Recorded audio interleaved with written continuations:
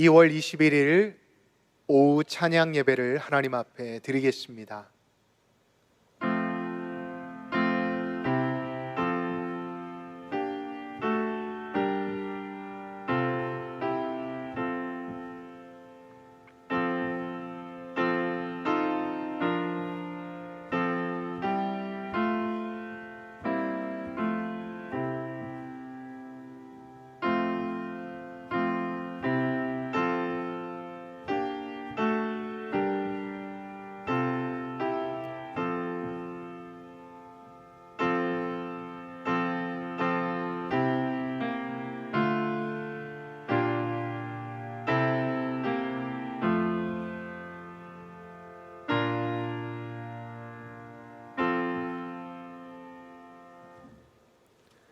사도신경으로 우리의 신앙을 고백합니다.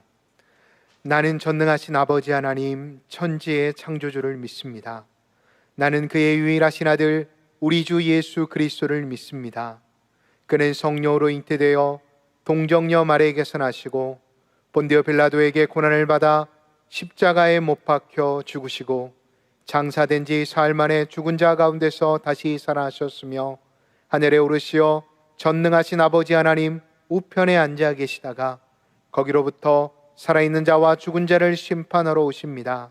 나는 성령을 믿으며 거룩한 공교회와 성도의 교제와 죄를 용서받는 것과 몸의 부활과 영생을 믿습니다. 아멘. 다 같이 찬송 263장을 찬양하겠습니다.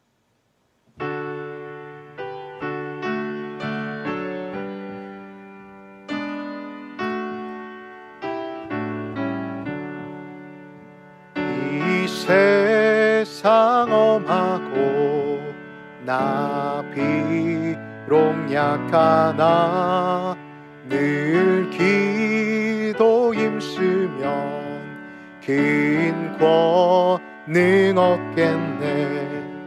주의 은혜로 대속받아서 비와 같이 붉은 죄 눈 감지겠네. 주님의 권능이 한없이 크오니 돌 같은 내 마음 곧 녹여주소서. 주의 은혜로 대속받아서 비와 같이 붉은 죄 눈 감지겠네. 내 마음이 약하여 늘 넘어지오니 주의 수 힘주사 굳세게 하소서. 주의 은혜로 대속받아서 비와 같이 붉은 죄 눈 감지겠네. 죄 사함 받은 후 새 사람 돼 주 앞에 서는 날을 찬송하겠네. 주의 은혜로 대속받아서 비와 같이 묽은 죄 눈 감지겠네.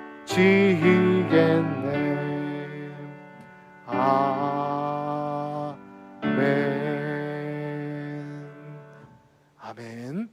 오늘 우리에게 주시는 하나님의 말씀은 마가복음 11장 1절에서 10절까지의 말씀입니다.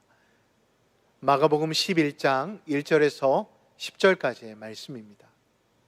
1절부터 하나님의 말씀을 봉독하겠습니다. 그들이 예루살렘에 가까이 와서 감람산 벳바게와 베다니에 이르렀을 때 예수께서 제자들 중 둘을 보내시며 이르시되 너희는 맞은편 마을로 가라. 그리로 들어가면 곧 아직 아무도 타보지 않은 나귀 새끼가 매어 있는 것을 보리니 풀어 끌고 오라. 만일 누가 너희에게 왜 이렇게 하느냐 묻거든 주가 쓰시겠다 하라. 그리하면 즉시 이리로 보내리라 하시니 제자들이 가서 본즉 나귀 새끼가 문 앞에 거리에 매어 있는지라. 그것을 보니 거기 서 있는 사람 중 어떤 이들이 이르되 나귀 새끼를 풀어 무엇 하려느냐 하매 제자들이 예수께서 이르신 대로 말한데 이에 허락하는지라. 나귀 새끼를 예수께로 끌고 와서 자기들의 겉옷을 그 위에 얹어 놓음에 예수께서 타시니 많은 사람들은 자기들의 겉옷을 또 다른 이들은 들에서 벤 나뭇가지를 길에 펴며 앞에서 가고 뒤에서 따르는 자들이 소리 지르되 호산나 찬송하리로다. 주의 이름으로 오시는 이여 찬송하리로다. 오는 우리 조상 다윗의 나라여 가장 높은 곳에서 호산나 하더라. 아멘. 말씀을 듣기 전 함께 기도하도록 하겠습니다. 은혜와 사랑이 충만하신 하나님 아버지, 오늘도 주일 대예배를 통해 귀한 은혜의 말씀을 허락하여 주시고 이 시간 각자의 처소에서 온라인으로 주일 찬양 예배를 드리게 하심을 감사드립니다. 성령 하나님, 비록 저희들이 주의 전에 함께 모여 예배 드리지 못하지만 시간과 공간을 초월하여 지금도 운행하시는 성령 하나님께서 각자의 자리에서 예배 드리는 성도들을 찾아가셔서 예배하는 모든 장석의 성도들에게 하나님만이 주실 수 있는 은혜로 충만케 하여 주옵소서. 하나님, 오늘도 이 예배를 위해 수고하는 이들이 있습니다. 하나님, 그 손길들을 기억하여 주옵소서.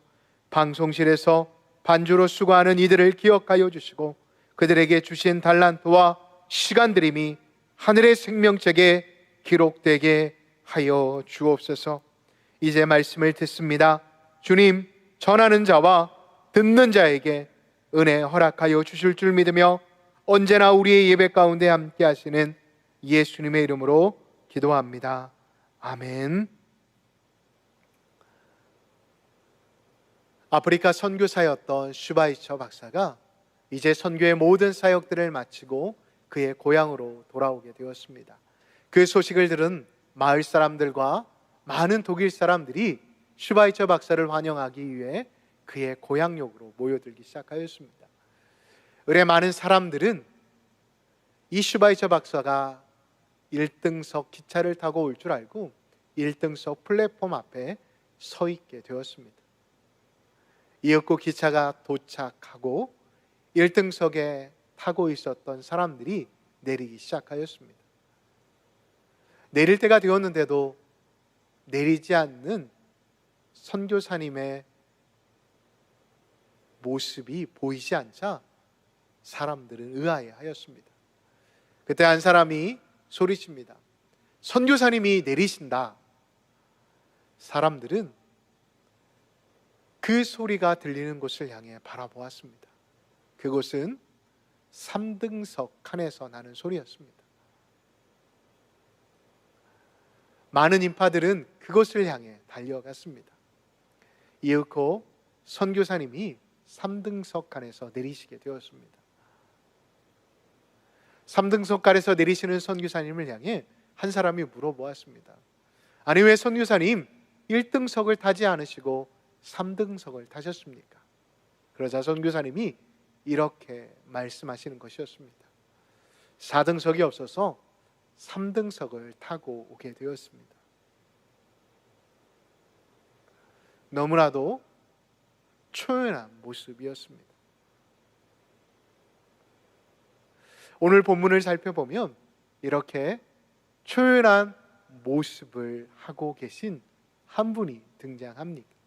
누구이십니까? 바로 예수님이십니다. 오늘 본문은 우리가 특별히 이 사순절 기간 예루살렘으로 오르신 예수님에 대해 익히 알고 있는 본문의 말씀입니다. 오늘 본문 1절을 보면 예수님께서 제자들과 함께 예루살렘이 내다보이는 감람산에 도착하셨음을 알 수가 있습니다.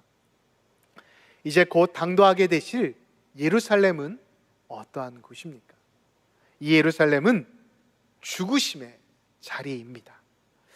그러나 제자들은 아직 예수님께서 왜 이 예루살렘을 향해 올라가시는지에 대해 알고 있지 못하였습니다. 이러한 사실을 예수님도 잘 알고 계셨습니다. 그런데 본문을 보면 예수님께서는 제자들이 예루살렘에 오르시는 그 이유를 아실 때까지 기다리지 않으심을 볼 수가 있습니다. 그냥 그 의미를 깨닫기도 전에, 그 의미를 말씀해 주시기 전에 제자들을 데리고 감람산으로 올라가셨습니다. 왜요? 지금 제자들은 예수님께서 왜 예루살렘을 향해 올라가시는지 알고 있지 못하지만 곧 제자들은 예수님께서 왜 그때 예루살렘을 향해 올라가셨는지를 깨닫는다라는 것을 아셨기 때문이었습니다. 저는 마가복음 10장에 이어 11장 초반절 말씀을 묵상하면서 다시 한번 제자들의 모습은 어때야 할까를 생각해 보았습니다. 제자란 내가 가야 할 그 길에 대해 충분히 알았기에 계속 그 길을 걸어가는 게 아니라 그 길에 예수님이 계시기에, 누가 계시다고요?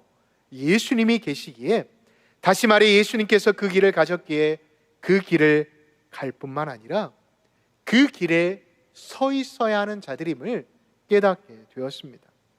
그런데 목회자인 저 역시도 돌아보면 그 길에 서 있고 그 길을 간다라는 것은 쉽지 않음을 깨닫게 됩니다. 그래서 잠시 주저앉게 되고 아예 서 버릴 때도 참 많이 있었습니다. 그런데 놀라운 건 그 길들이 시간이 지난 다음 돌아보면 그 시간이 1년이 되건 10년이 되었건 예수님께서 왜 그 길로 나를 인도하셨는지를 깨닫게 된다라는 것입니다. 그 길에서 나는 주저주저하고 앉아 있었는데 결국 그 길이 옳았고 그 길이 아니었으면 나는 지금 없었구나라는 것을 깨닫게 된다는 것입니다.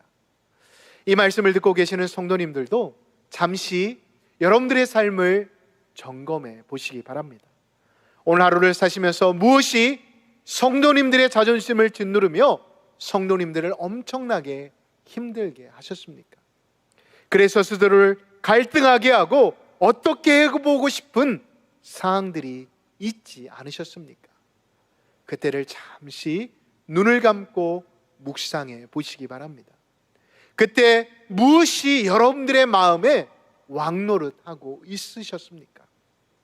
그때 예수님이 내 마음의 왕이 아닌 나의 상한 마음이, 나의 상한 감정이, 나의 상한 상황이, 나의 지극적인 개인적인 판단이 왕노릇하고 있지는 않으셨습니까? 그런데 성경은 그것들이 내 마음 가운데 왕노릇하는 것을 가만두어서는 안 된다라고 말씀하고 계십니다. 예수님이 3년의 공생애 동안 동고동락했던 제자들에게 남은 일주일 동안 계속해서 보여주시고 해주시는 말씀은 지금 당장 그 길이 보이지 않지만 너희들은 내가 걸어온 길, 내가 서 있었던 길, 내가 한 말씀대로 따라가라고 말씀하고 계십니다.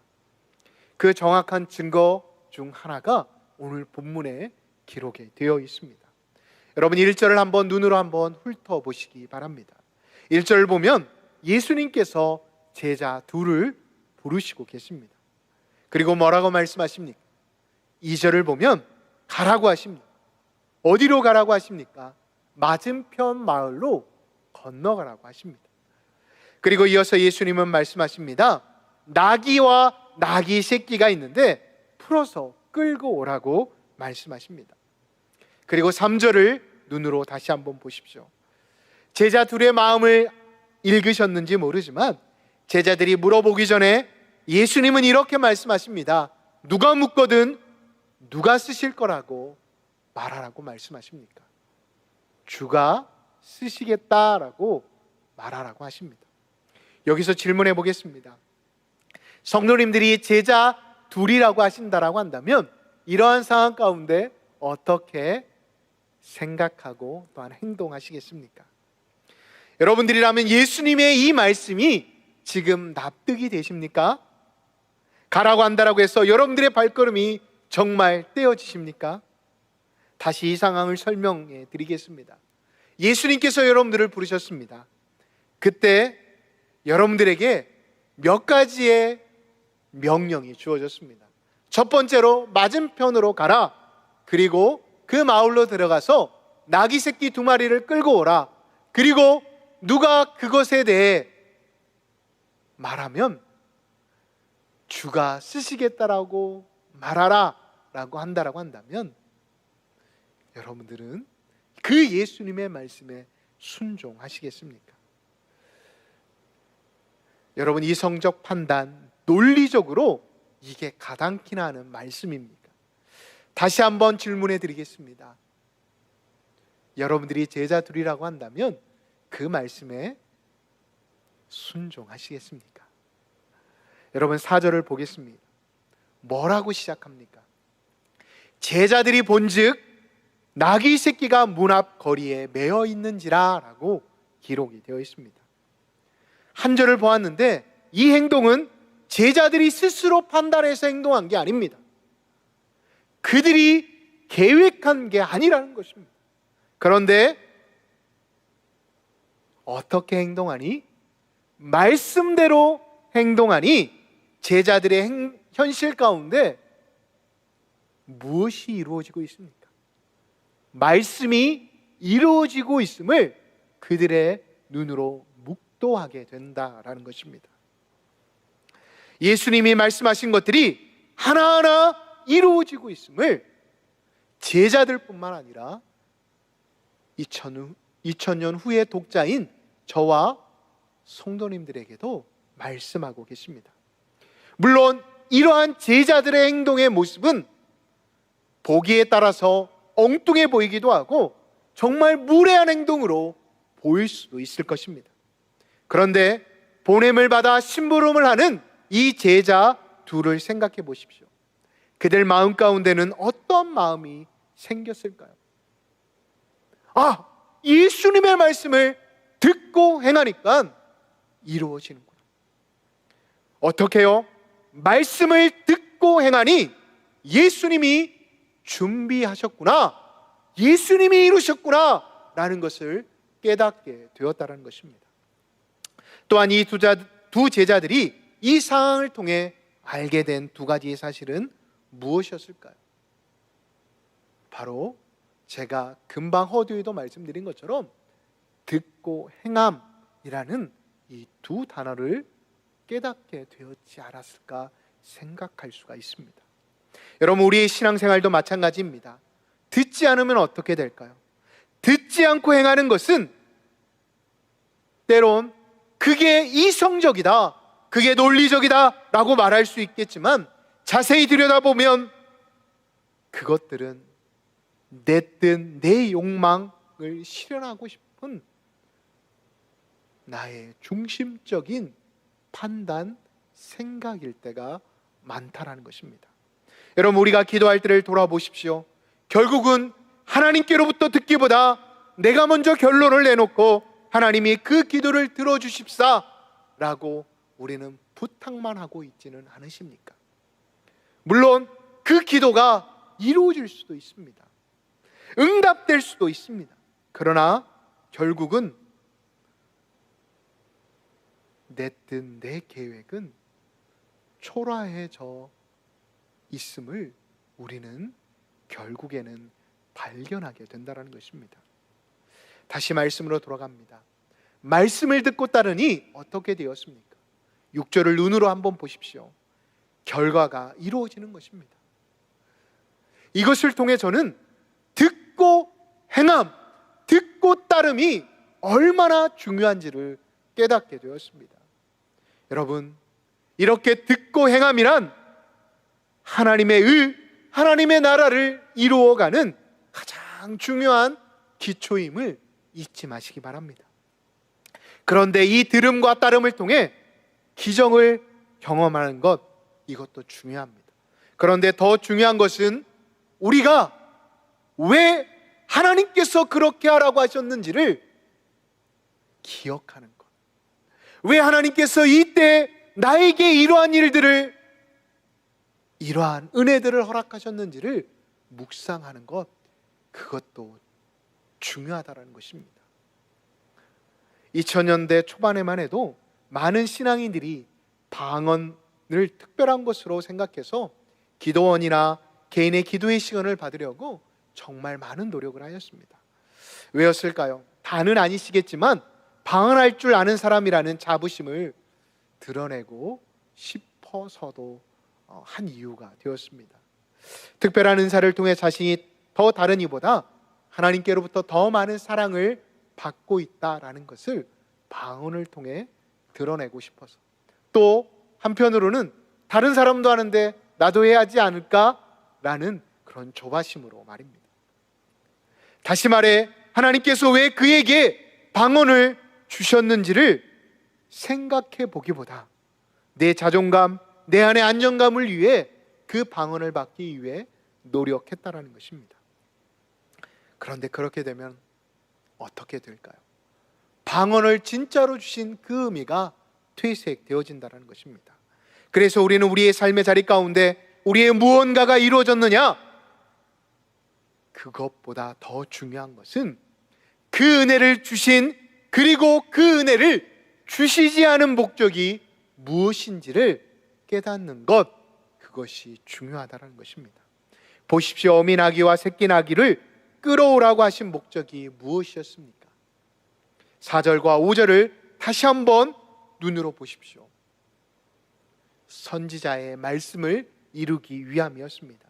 예수님은 어떤 구원자로 오셨는지, 구약의 예언을 이루기 위해선 낮은 자로 오신 구원자, 자기를 내어주기 오신 그 분을 드러내기 위함이었다는 것입니다.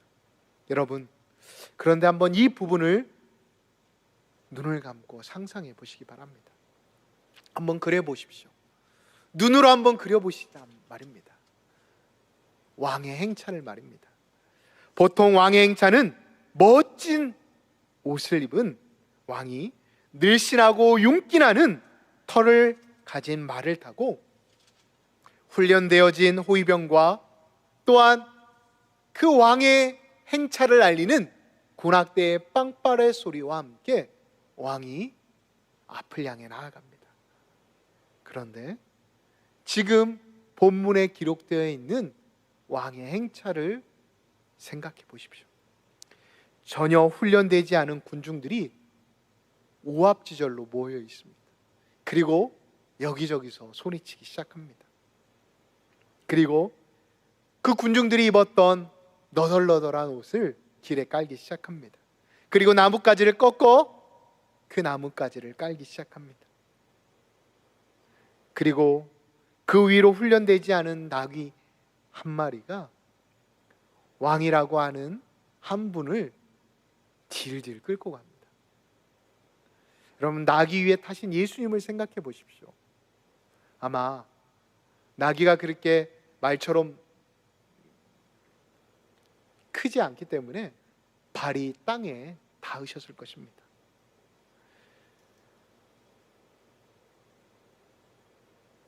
그 모습을 보는 많은 군중들도, 그리고 제자들도 웃는 이들도 있고 또한 창피해하는 이들도 있었을 것입니다.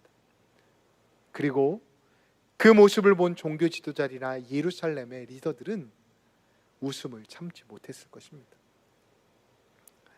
저는 이 모습을 묵상하면서 코로나를 지나고 있는 교회들이, 그리고 우리가 그럼에도 불구하고 예수님을 따르고자 할 때 세상이 우리를 보는 모습이지 않을까 생각해 보았습니다. 분명히 왕의 자녀들인데 그 왕의 자녀들의 초라한 모습들 말입니다. 성도 여러분, 이 퍼레이드에는 세상이 기대하는 승전보도 그리고 화려함도 없습니다. 그런데 여러분, 굳이 공관복음의 기자들인 마태와 마가와 누가가 마태, 마가, 누가, 요한복음에 한 번도 빠짐없이 이 장면을 기록한 이유는 무엇이었을까요? 그리고 예수님이 그런 우스꽝스러운 행동을 굳이 취하신 이유는 무엇이었을까요? 단지 예수님이 겸손한 왕으로 오신 그 모습을 재현하셨기에 그 시대의 그리스도인, 그리고 2000년 후에 그리스도인이 우리가 기억해야 하기에 이 모습을 기록하고 있는 것일까요? 물론 그것도 맞습니다. 왜냐하면 스가랴 선지자가 스가랴 9장 9절을 통해 겸손하여 나귀의 작은 것, 나귀의 새끼를 타셨다라고 말씀하고 있기 때문입니다. 그러나 우리가 본문을 통해 꼭 잊지 말아야 할 두 가지가 있습니다. 첫 번째로는 예수님은 죽으셔야 한다는 사실입니다. 그리고 죽으시는 것에 그치는 게 아니라 다시 사셔야 한다는 것입니다. 그래서 오늘 본문에서 예루살렘에 오르시기 전 일으켰던 기적을 통해 제자들이, 무리들이 가지고 있던 기대들을 꺾으셔야만 했습니다. 왜냐하면 예수님이 행하셨던 것들은 모두 부활의 그림자들이었기 때문이었습니다. 만일 오병이어와 많은 병자들을 고치신 사건에 제자들과 무리들이 안주하게 된다라고 한다면 진정한 죽음의 의미와 부활의 기쁨을 누릴 수 없기 때문이었습니다. 그래서 이어지는 말씀을 살펴보면 예수님은 자신을 연호하며 열광하는 그 백성들에게 잃어버린 나라보다 더 중요한 기도, 잃어버린 하나님과의 관계를 되찾아 주시기 위해 성전을 뒤엎어버리시지 않으십니까? 지금 성전은 겉으로는 유대인의 명절이기 때문에 깨끗이 정리되어 있습니다. 그러나 예수님은 그 성전을 향해 강도의 소굴이라고 말씀하시며 그 성전을 뒤엎음으로 그 성전의 기능이 완전히 소실되어 있음을 말씀하고 계십니다. 이러한 예수님의 열망은 마태복음 21장 14절을 통해 우리에게 분명히 드러내 보이고 계십니다. 두 번째로는 지금 예수님도 마주하신 그 현실이 매우 초라하여 웃음거리가 될지 모르지만 지금 하나님이 하신 그 말씀이 이루어지고 있느냐 아니냐, 그것에 예수님의 관심이 가 있으셨기에 예수님은 세상 사람들이 뭐라 한다 할지라도, 세상 사람들이 어떻게 본다 할지라도 그것에 연연하지 않으셨다는 것입니다. 왜냐하면 다윗의 왕이라며 그들의 옷을 깔았던 군중들을 보십시오. 그들은 예수님을 향해 구원이 이루어질 거라고 외치기 시작합니다. 그런데 그 위의 말씀을 쭉 살펴보십시오. 무리들은 더 이상 예수님 앞에 나타나지 않습니다. 그리고 후에 예수님이 끌려가시자 하나둘씩 예수님을 향해 나타나 예수님을 향해 손가락질하고 예수님을 향해 돌을 던집니다.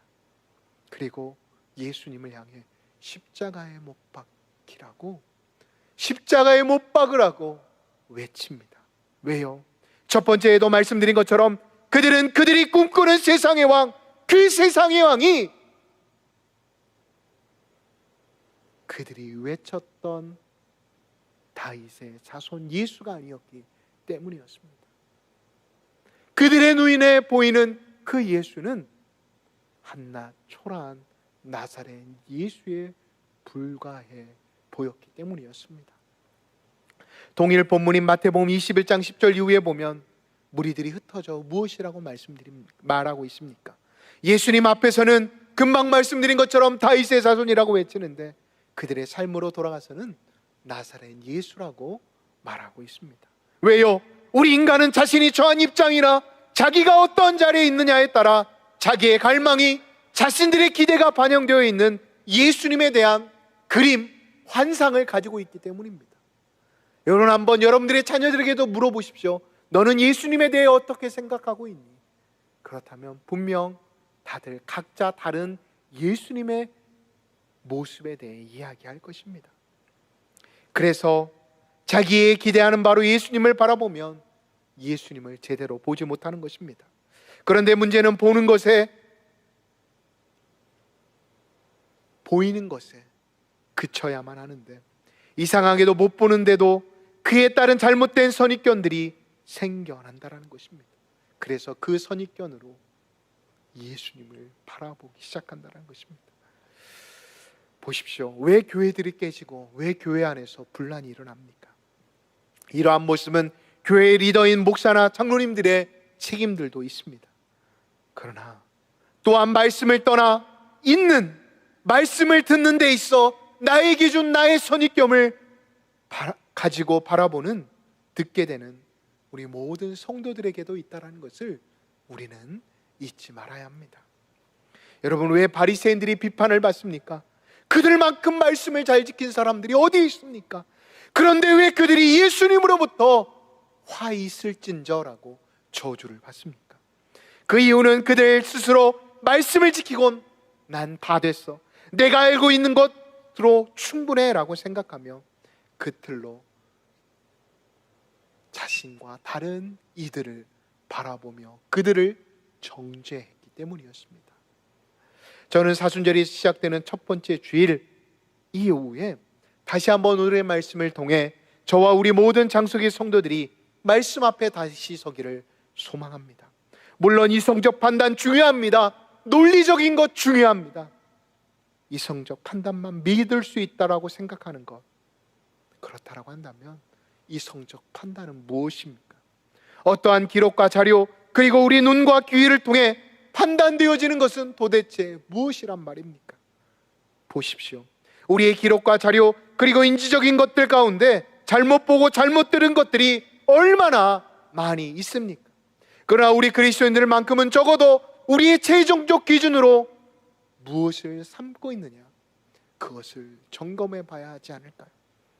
여러분, 오늘 예루살렘에 입성하신 왕의 명령, 그 왕의 명령은 말씀이 기준이 되어 움직였습니다. 사랑하는 성도 여러분, 지금 여러분들을 움직이고 있는 것은 무엇입니까? 여러분들의 눈에 보이는 무엇입니까? 아니면 들리는 소문입니까? 아니면 어떠한 자료입니까? 적어도 우리 그리스도인들은 그것들이 우리를 지배하게 놔두어서는 안 됩니다. 왕을 바꾸어야 합니다. 내 감정, 내 이성, 그것들이 왕 노릇하게 두어서는 안 된다는 것입니다.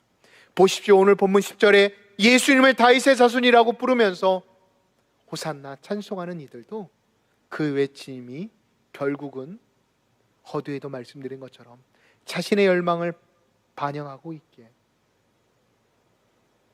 결국은 예수님을 떠나버리고 말지 않습니까? 사순절 첫 번째 주일, 이 시간 온라인으로 드리는 장속의 모든 성도님들, 말씀으로 오신 그 주님이 여러분들의 삶의 주인, 중심이 되시기를 예수님의 이름으로 축복합니다. 그 은혜로, 그 예수로 오늘을 살고 내일을 사는 복된 하나님의 사람들이 되시기를 예수님의 이름으로 축복합니다. 우리 이 시간 함께 주신 말씀을 기억하며 통성으로 기도하도록 하겠습니다. 우리의 삶이 듣고 행함의 삶이 되게 하시고, 그것이 미련하고 답답해 보이더라도 주님 말씀하시면 나아가 행하는 우리 자신이 되게 달라고 기도하시고, 우리 교회를 위해 기도해 주십시오.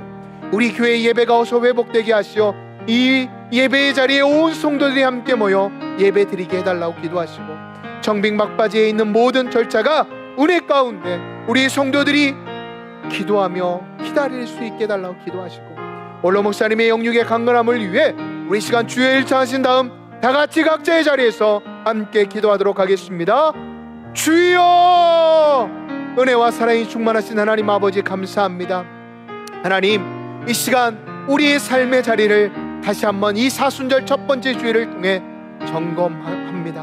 하나님, 내 삶의 자리가 주님의 말씀이 주인이 되었는지, 중심이 되었는지를 점검해 봅니다. 하나님, 이 시간 우리의 연약함, 우리의 부족함으로 인해 그 말씀이 중심이 되지 못하고 나의 이성적 판단과 나의 경험과 나의 지식이 왕이었고 기준이 되었음을 용서하여 주옵소서. 이 시간 하나님 앞에서 너무나도 부족한 우리의 모습을 용서하여 주시고, 다시 한번 이 사순절 기간 죄다듬에 대해서 우리의 모습을 점검하며 다시 한번 십자가 앞에서 다시 한번 주님이 죽으신 그 은혜와 그 사랑을 점검하며 나아갈 수 있는 복된 우리 장석의 성도들이 되어줄 수 있도록 인도하여 주옵소서. 이 시간 우리 교회를 위해 기도합니다. 우리 교회 예배가 회복되게 하시고 예배의 자리에 온 성도들이 함께 모여 함께 즐겁게 찬양드리며 함께 기도하며 함께 말씀을 들을 수 있는, 그리하여 듣고 행함의 삶을 드러낼 수 있는 우리 장성의 모든 성도들이 되어줄 수 있도록 축복하여 주옵소서. 청빙 절차가 막바지에 있는데 하나님, 우리 청빙위원들과 우리 당위원들과 우리 온 성도들의 마음을 붙잡아 주셔서 한마음이 되어 하나님의 귀한 종을 세울 수 있게 하여 주시고, 귀한 종을 우리가 함께 옆에서 함께 기도하며 함께 협력하여 우리 교회가 이 어려운 때 이 지역의 빛과 소금 역할을 담당할 수 있는 복된 교회가 되게 하여 주옵소서.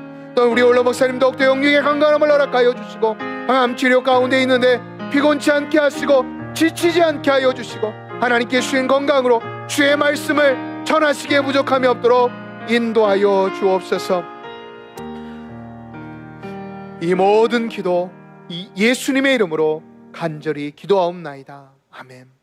은혜와 사랑이 충만하신 하나님 아버지, 마가복음 11장을 통해 우리들이 걸어가고 있는 이 길이, 그리고 내가 생각하는 교회, 내가 생각하는 예수님이 혹시 내가 이성적 판단에 의해 결정되어 잘못 생각하고 있지 않는지 돌아봅니다.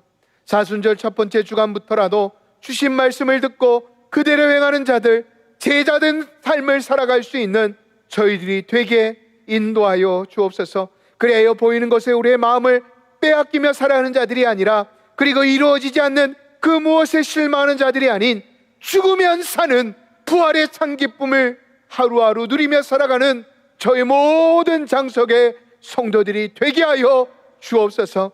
하나님, 우리 교회를 위해 기도합니다. 하나님, 우리 교회 모든 예배의 회복을 위해 기도합니다. 하나님, 우리 교회 모든 예배가 회복될 수 있도록 인도하여 주옵소서. 그래 우리 모든 성도들이 더 기도하게 하시고 더 말씀으로 새롭게 되어진 은혜가 있게 하여 주옵소서. 그래 우리 눈앞에 있는 코로나라는 환난을 넉넉히 이기고도 남는 자들이 되게 하여 주옵소서. 담임 목사님 청빙을 위해 기도합니다. 청빙 절차가 막바지에 있는데 주님, 그 모든 청빙 절차가 한 사람도 마음 상하는 일 없이 은혜 가운데 맞춰줄 수 있도록 인도하여 주옵소서. 하나님, 우리 성도들의 삶의 자리를 위해 기도합니다. 우리 성도들의 삶의 자리 가운데 물질의 문제, 건강의 문제, 자녀의 취업과 자녀의 입시의 문제로 인해 기도하고 있는 이들이 있다면 그들의 기도를 기억하여 주시고, 무엇보다도 그들을 찾아가 주셔서 그들을 위로하여 주시고, 그들이 기도하는, 그리고 그들이 문제로 인해 고민당하고 있는 모든 삶의 문제 가운데 하나님 함께 하셔서 그것들로 인해 믿음이 흔들리지 않도록 붙잡아 주옵소서. 또한 코로나로 인해 수고하는 많은 의료진들과 자원봉사들을 기억하여 주시고, 빠른 시간 내에 예방접종이 이루어져 코로나에서 자유롭게 하시고 더 이상 많은 이들이 고통당하지 않도록 인도하여 주옵소서. 새로운 한 주도 우리와 함께하여 주시고 언제나 우리의 기도를 들으시는 예수님의 이름으로 기도하옵나이다. 아멘. 지금은 우리 주 예수 그리스도의 은혜와 하나님 아버지의 무한하신 사랑과 성령님의 위로 교통하심이 들음과 행함으로 주님 보시기에 아름다운 믿음을 살아내기로 다짐하는 온라인으로 예배드리는 모든 장석의 성도들과 그들의 가정과 이 나라의 민족 위에 영원토록 함께 하시기를 간절히 축원하옵나이다. 아멘.